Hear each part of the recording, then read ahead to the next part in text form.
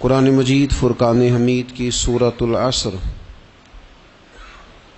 امام طبرانی رحمۃ اللہ علیہ نے لکھا ہے کہ صحابہ کرام علیہم رضوان کا یہ طریقہ تھا کہ جب وہ ایک دوسرے سے ملاقات کرتے تو سلام کے بعد سورہ عصر کی تلاوت کرتے تھے۔ اس سورہ مقدسہ کے اندر اللہ تبارک و تعالی نے بندہ مومن کی زندگی کا جو دستور ہونا چاہیے وہ بیان فرما دیا ہے۔ اس کے انتہائی مختصر اور نہایت ہی جامع الفاظ ایک بندہ مومن کو کامیابی کا ایک بڑا رستہ بھی دکھاتے ہیں اور بندہ خسارے سے کیسے بچ سکتا ہے۔ وہ خاص مضمون ہے اس سورہ مبارکہ کا۔ دنیا میں کوئی شخص بھی ایسا نہیں ہے جو زندگی میں کسی بھی موقع پر خسارہ اٹھانا چاہتا ہو، وہ دینی ہو، دنیاوی ہو، مالی ہو، روحانی ہو۔ خسارے سے انسان بچنا چاہتا ہے۔ وہ چاہتا ہے کہ کچھ بھی ہو جائے میں نقصان میں نہ جاؤں۔ میں نے یہ بھی سنا ہے بعض لوگوں سے کہ چلو فائدہ نہ ہو جائے، برابر برابر ہی ہو جائے، لیکن خسارہ نہ ہو، نقصان نہ ہو۔ لوگ خسارے سے گھبراتے ہیں۔ قرآن مجید کی یہ سورہ مبارکہ ہمیں بتاتی ہے کہ خسارے اور نقصان سے بچا کیسے جا سکتا ہے۔ فرمایا والعصر، زمانہ محبوب علیہ السلام کی قسم ہو۔ زمانہ محبوب کی قسم، ان الانسان لفی خسر، بے شک آدمی ضرور نقصان میں ہے، خسارے میں۔ بعض نے ایک باریک فرق بھی کیا ہے، کہتے ہیں نقصان ہوتا ہے جو انسان آمدن کے اوپر کاروبار کرتا ہے اور اگر اس میں فائدہ نہیں ہوتا تو لوگ کہتے ہیں مجھے نقصان ہوا ہے، اور خسارہ ہوتا ہے کہ اس کا راس المال بھی ضائع ہونا شروع ہو جائے۔ راس جب اس کی ضائع ہونے لگے تو کہتے ہیں اب خسارے میں چلا گیا۔ فرمایا ان الانسان لفی خسر، بے شک انسان خسارے میں ہے۔ گویا اس کی جو زندگی ہے یہ اس کے پاس راس ہے، راس المال ہے، وہ بھی اس کا سارا کچھ نقصان میں جا رہا ہے۔ کیا سب کا نقصان میں جا رہا ہے؟ نہیں۔ فرمایا الا الذین آمنوا، سوائے ان لوگوں کے جو ایمان لائے، وعاملوا الصالحات، اور جنہوں نے نیک اعمال کیے۔ فقط ایمان کی بات نہیں کی، ساتھ اعمال صالحہ بھی۔ وہ لوگ نقصان میں نہیں ہیں جو ایمان لائے اور ساتھ انہوں نے اعمال صالح بھی کیے۔ وتواصوا بالحق، پھر ایک دوسرے کو حق کی تاکید کی۔ وتواصوا بالصبر، اور ایک دوسرے کو صبر کی وصیت کی۔ فرمایا کہ انسان نقصان میں ہے جس بندے میں چار خوبیاں پائی جائیں گی وہ نقصان اور خسارے سے بچے گا۔ دیکھیں نا، ایک آدمی دکانداری کرتا ہے تو اسے سمجھایا جاتا ہے کہ اگر تو چاہتا ہے نقصان سے بچے تو ذرا مال خود لینے جانا، دکان پہ وقت دینا، تو گلے پہ خود بیٹھنا، یہ کچھ چیزیں سمجھائی جاتی ہیں اپنے بچوں کو، بلا مثال و بلا تشبیہ، صرف سمجھانے کے لیے عرض کرتا ہوں۔ قرآن مجید نے کہا ہے اگر خسارے سے بچنا چاہتے ہو تو چار کام کرو، ورنہ تمہاری زندگی روز بروز نقصان میں جاری ہے، خسارے میں جا رہے ہو، اصل مال بھی ضائع ہو رہا ہے۔ یہ چار باتیں اگر تم اپنے اندر پیدا کرنے میں کامیاب ہو گئے تو تم خسارے سے بچ گئے۔ کون کون سی؟ الا الذین آمنوا، ایمان لاؤ، پختہ ایمان، یقین کامل کی دولت۔ یؤمنون بالغیب، غیب پر ایمان، طاقتور قسم کا ایمان، ایسا ایمان کہ جو انسان کو اتنا پختہ کر دے کہ اس کے لیے نیکی کے راستے پہ چلنا آسان ہو جائے اور بدی سے خود بخود اس کی طبیعت و چاٹ ہونے لگے۔ پختہ ایمان ہو، مضبوط۔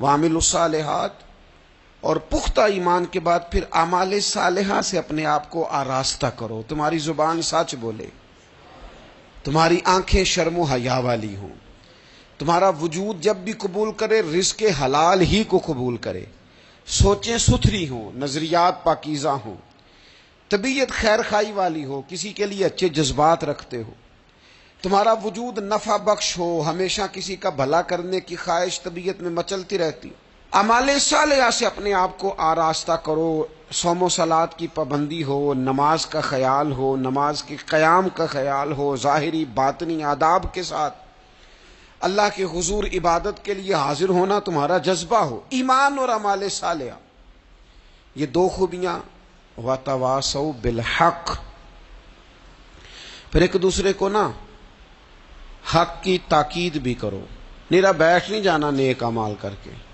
حق نے کی ہیں تیرے ذمے دوہری ذمہ داریاں، خود تڑپنا بھی ہے اوروں کو تڑپانا بھی ہے، نیرا تو نے خود ہی نہیں تڑپنا، تیری ذمہ داری یہ ہے کہ کسی اور کو بھی تو تڑپائے، وَتَوَاصَوْا بِالْحَقِّ، تاکید حق کرنی۔ ہمارے اندر نا ایک بہت بڑا مسئلہ ہے، دو حکم ہے شریعت کے، ایک ہے امر بالمعروف، ایک ہے نہی عن المنکر، نیکی کا حکم دینا اور برائی سے منع کرنا۔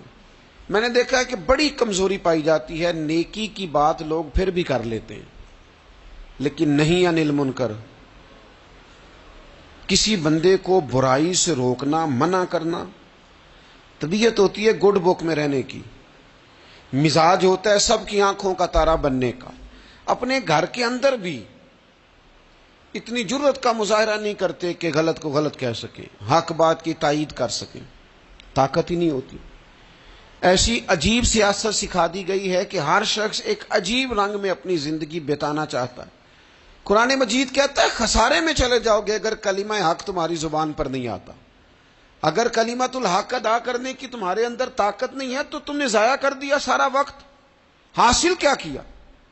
کہیں اگر اپنی برادری، اپنا قبیلہ، اپنا خاندان کسی موقع پر غلط ہے اور سامنے کوئی قبیلہ ٹھیک ہے تو آپ تائید کریں سامنے والوں، آپ کے اندر یہ اخلاقی جرت ہونی چاہیے کہ غلط کو غلط کہہ سکیں اور صحیح کو صحیح کہہ سکیں۔ نبی اکرم علیہ السلام نے فرمایا تم میں سے جو برائی دیکھے وہ چاہیے اسے کہ وہ ہاتھ سے بدل دے، مظاہرہ کرے جرت کا کہ میں نہیں ہونے دوں گا، اور فرمایا اتنی طاقت نہ ہو تو زبان سے ہی کہہ دے، اعلان کرے برائی کے خلاف، اور فرمایا یہ بھی نہ کر سکے تو دل میں ہی برا جان لے، ذالک اضعف الایمان، یہ کمزور ایمان کی علامت ہے۔ تو حق بات کا مزاج، او جی میں نے اپنی قبر میں جانا ہے، او میاں آپ کے ذمہ اللہ تعالیٰ نے قانون لگایا ہے، کنتم خیر امۃ اخرجت للناس تأمرون بالمعروف وتنہون عن المنکر، تم نے لوگوں کو بھلائی کا حکم دینا ہے اور برائی سے منع کرنا ہے۔ غلط کام ہو رہا ہو تو آپ غلط کو غلط ہی نہیں کہیں گے، آپ کی طبیعت اس طرح کی ہو جائے کہ آپ بات چپ سادھ لیں، آپ کی زبان پر کسی مظلوم کے حق میں کوئی کلمہ ہی نہ آئے۔ ایک بستی میں 2-3 لوگ بڑے نیک رہتے تھے اور باقی بستی ساری گناہوں میں، معاذ اللہ، اللہ کی نافرمانیوں میں، حدوں کو توڑنے میں مشغول تھی۔ اللہ کریم نے فرشتوں کو حکم دیا کہ اس بستی کو الٹ دو۔ فرشتوں نے عرض کی مالک وہاں تیرے 2-3 نیک بندے بھی تو رہتے ہیں، تو رب کریم نے فرمایا سب سے پہلے انہیں تباہ کرنا۔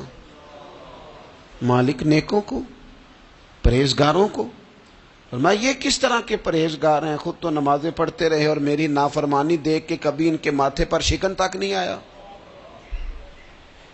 کبھی ان کی طبیعت پر بوجھ نہیں بنا کہ لوگ دین کی حدیں توڑ رہے ہیں میں کم از کم زبان سے ہی کہہ دوں، نہ کبھی سوچا ہی نہیں کہ شریعت اسلامیہ کو سر عام پامال کیا جا رہا ہے اور کوئی کلمہ ان کی زبان سے ادا نہیں ہوا۔ پہلے ان لوگوں کو تباہ کرنا، خود تڑپنا بھی ہے، اوروں کو تڑپانا بھی ہے، اپنی زندگی میں حق کہنے کا مزاج پیدا کریں، کسی کو روکیں کہ میاں یہاں تو غلط ہے۔ ہم سے لوگ مشورہ لینے آتے ہیں، ہم ہاں میں ہاں ملا کے گزر جاتے ہیں۔ اگر آپ کو محسوس ہونا کہ سامنے والا بندہ جو آپ کے پاس بیٹھا ہے وہ بات درست نہیں کر رہا تو یہ جرت پیدا کریں، اگرچہ حکمت سے کہیں، دانائی سے کہیں، اچھے جملوں کا چناؤ کر کے کہیں، لیکن اس کو کہیں، اس کو سمجھائیں کہ یہاں تو بھی غلطی پہ ہے۔ اور غلطی دلیر لوگ مانا کرتے ہیں، دلیر لوگ، بزدلوں نے بھی کبھی غلطی مانی ہے، بزدل تو اپنی غلطیوں پہ دلیلیں دیتے ہیں، نہیں میرا یہ مطلب تھا، نہیں میں یہ بزدل ساری زندگی کہتے ہیں میں ناکام ہوا فلانے کی وجہ سے، میں پیچھے رہ گیا فلانے کی وجہ سے۔ او خدا کے بندے تو بزدل ہے، اس لیے تو نہیں، اگر تو طاقتور ہوتا تو کم از کم اپنی غلطی تو اپنے کھاتے میں ڈالتا، تو اپنی غلطیاں بھی کسی کے کھاتے میں ڈال رہا ہے، یہ بزدلی ہے۔ تو فرمایا ایمان لائیں، اچھے اعمال کریں اور حق بات کی تاکید کریں۔ اچھا جب حق بات کی بات کریں گے تو یہ ہو نہیں سکتا پھر تکلیف نہ آئے، پھر مخالفت نہ ہو، پھر ساری دنیا ٹھیک ہے، یہ ممکن نہیں ہوتا۔ اب مشکل آئے گی تو فوراً کہا وَتَوَاصَوْا بِالصَّبْرِ، ایک دوسرے کو صبر کی وصیت کریں۔ مشکل تو آئے گی، جب آپ حق بات کہیں گے تو کچھ لوگوں کے مفادات پر چوٹ بھی لگے گی، کچھ لوگ مخالفت بھی کریں گے۔ آپ کی زندگی اگر صبر و تحمل والی ہے تو آپ کوئی کام کر جائیں گے، آپ کوئی مشن اس کی تکمیل کر جائیں گے اگر مزاج میں صبر ہے، اور اگر صبر نہیں ہے، ٹھہراؤ نہیں ہے، چند قدم نہیں چل سکتے، تھوڑی دیر بھی آپ آگے کی طرف نہیں بڑھ سکتے اگر صبر نہیں۔ ایک تو یہ ہے نا کہ میرا کمپنی میں گزارا نہیں ہوتا، ایک تو یہ ہے نا کہ میرا دوستوں میں گزارا نہیں ہوتا، اور ایک تو یہ ہے نا میرا دفتر میں صبر نہ ہو، ذمہ داری سے کہہ رہا ہوں، صبر نہ ہو تو ماں باپ سے بھی گزارا نہیں ہوتا۔ میں ذمہ داری سے کہنے لگا ہوں صبر نہ ہو تو بیوی بچوں کے ساتھ بھی گزارا نہیں ہوتا۔ آپ کو صبر کرنا ہے۔ مجھے بتائیے چھوٹا بچہ ہے آپ کا، وہ چھوٹا ہے، اسے پتہ نہیں ہے، وہ کچھ ایسے کام بھی کرتا ہے جو غصے والے ہیں، تو کیا آپ اس بچے کو سزا دیں گے؟ نہیں، آپ صبر کریں گے، آپ سمجھیں گے کہ یہ مقام صبر ہے۔